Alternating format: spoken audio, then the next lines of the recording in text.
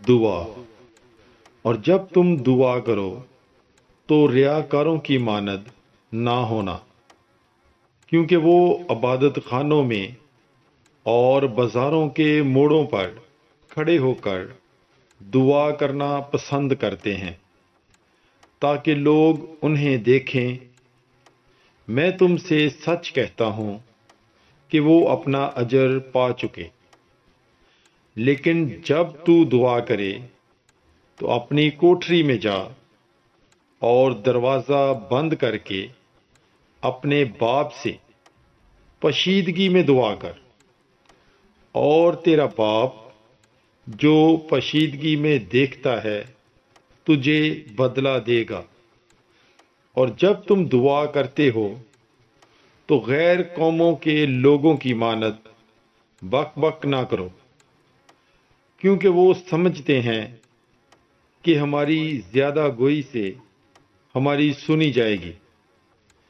پس ان کی مانند نہ ہونا، کیونکہ تمہارا باپ تمہارے مانگنے سے پہلے ہی جانتا ہے کہ تمہیں کیا درکار ہے۔ پس تم اس طرح دعا کیا کرو کہ اے ہمارے باپ تو جو آسمان پر ہے، تیرا نام پاک مانا جائے، تیری بادشاہی آئے، تیری مرضی جیسی آسمان پر پوری ہوتی ہے زمین پر بھی ہو۔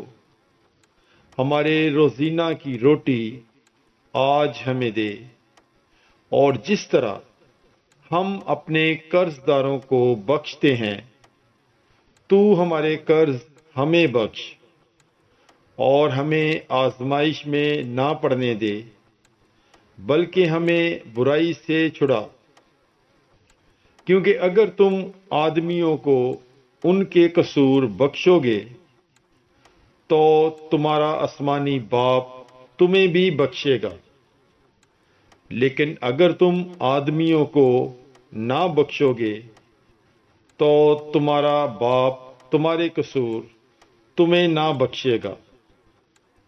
پاک کلام کے پڑھے اور سنے جانے پر خداوند کی برکت ہو، خدا کا شکر ہو۔